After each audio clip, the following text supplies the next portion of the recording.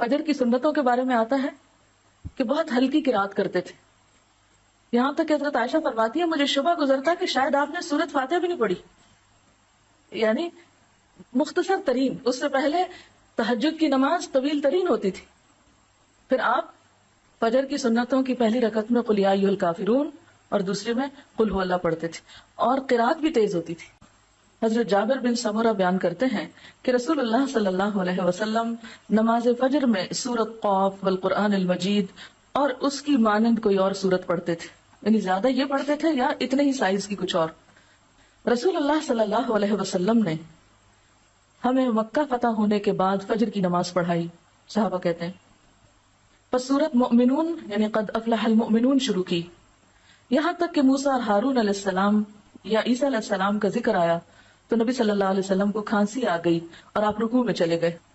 حضرت عمرو بن حریث روایت کرتے ہیں کہ انہوں نے رسول اللہ صلی اللہ علیہ وسلم کو نماز فجر میں واللیل اذا عسعس یعنی سورۃ تکویر پڑھتے ہوئے سنا، اذا الشمس کبرت.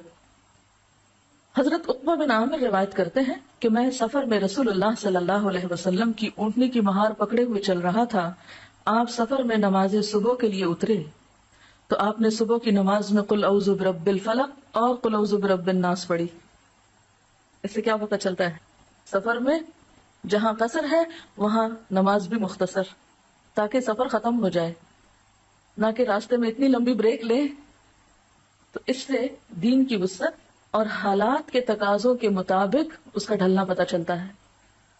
حضرت معاذ بن عبداللہ کہتے ہیں کہ نبی صلی اللہ علیہ وسلم نے نماز فجر میں دونوں رکعتوں میں اذا زلزلت کی تلاوت فرمائی. اس سے ایک اور نمونہ پتہ چلتا ہے، کیا کہ ضروری نہیں کہ 2 رکعتوں میں الگ الگ ہی پڑھی جائے سورت. اگر کبھی 2 رکعتوں میں ایک ہی سورت پڑھ دی گئی تو اس سے بھی فرق نہیں پڑتا، اس کی بھی سنت ملتی.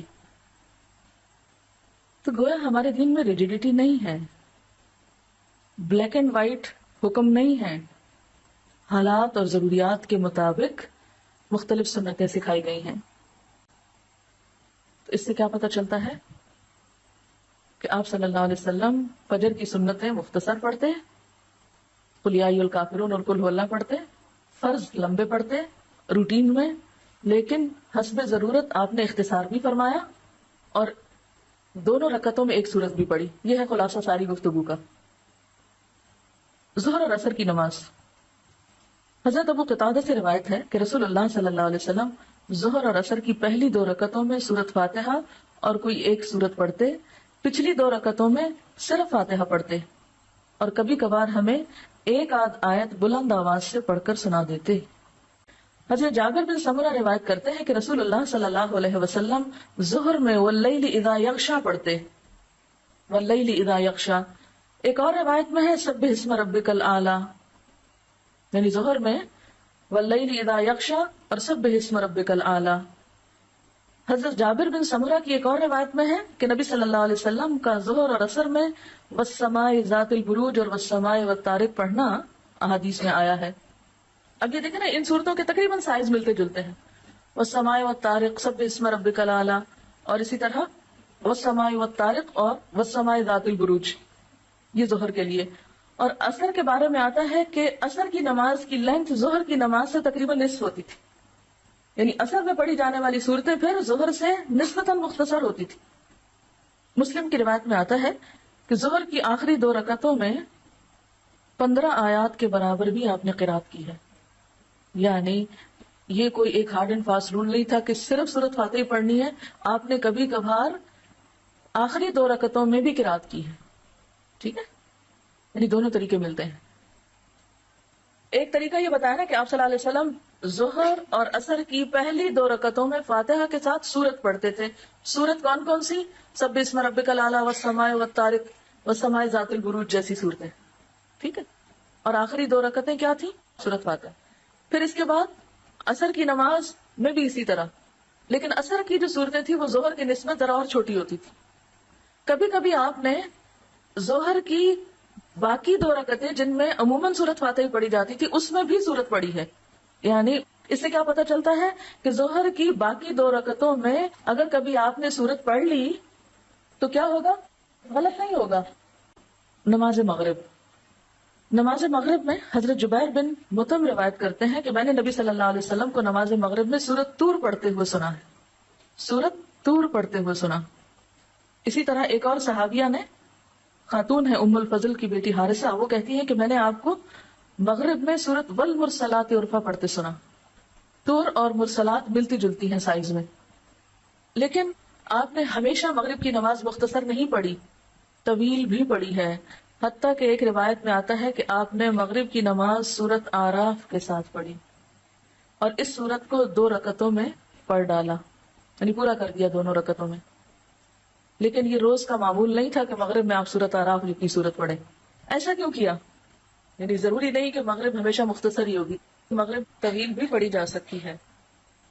اس سے مغرب کا وقت بھی پتہ چلتا ہے کہ مغرب کا وقت عشاء سے پہلے تک رہتا ہے، اگرچہ افضل وقت جو ہے ابتدا کا ہے. لیکن اگر کوئی شخص شروع میں پڑھتا ہے اور پھر وہ طویل ہو جاتی ہے اور اندھیرا ہو جاتا ہے، جیسے فجر کی نماز میں اندھیرے سے روشنی ہو جاتی ہے، اسی طرح اگر مغرب میں روشنی سے اندھیرا ہو جاتا ہے، ذرا لمبی کی رات کسی وقت ہو جاتی ہے، تو اس میں بھی حرج نہیں، اس کی رخصت ہے.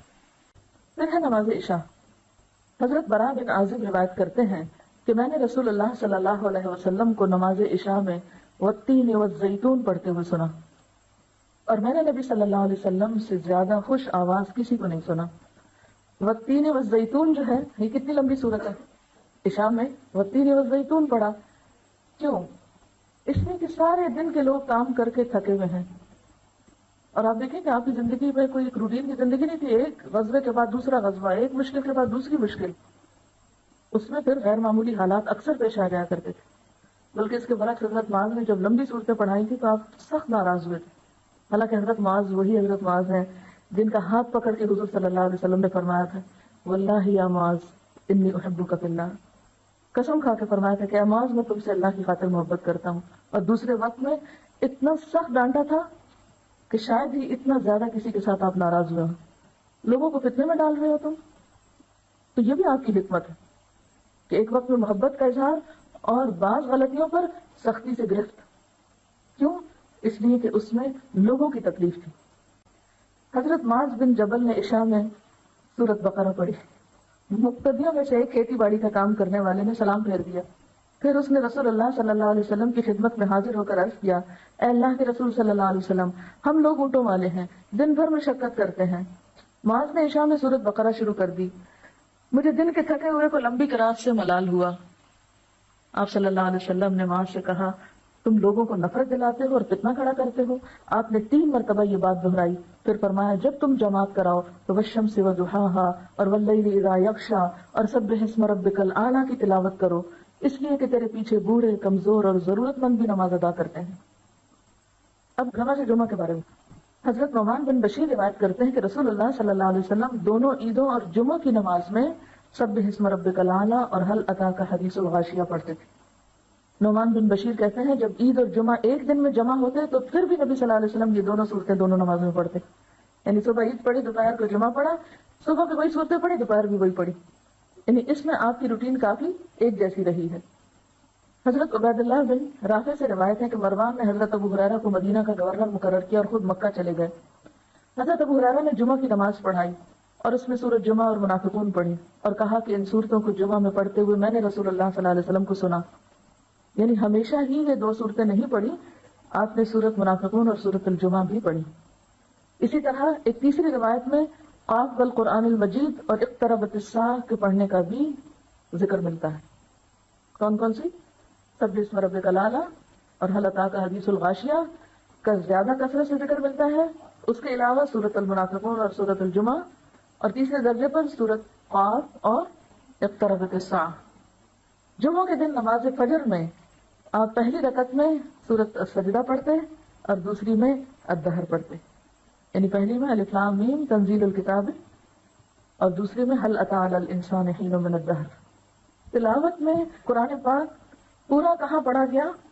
یعنی آپ صلی اللہ علیہ وسلم زیادہ تر قرآن پاک کہاں پڑھا کرتے تھے؟ تہجد کی نماز میں. وہ آپ کی تنہائی کی نماز ہوتی تھی تو اس میں آپ طویل قراءت کرتے تھے. حضرت عبداللہ بن مسعود کی روایت سے پتہ چلتا ہے نا، آپ نے سورۃ البقرہ پڑھی، پھر سورۃ آل عمران پڑھی، پھر سورۃ النساء شروع کر دی. وہ تھی طویل ترین نمازیں جو آپ کی اپنی نمازیں ہوتی تھی. اور جب آپ جماعت کرایا کرتے تھے تو مختصر صورتیں اتنی کہ لوگ برداشت کر لیں.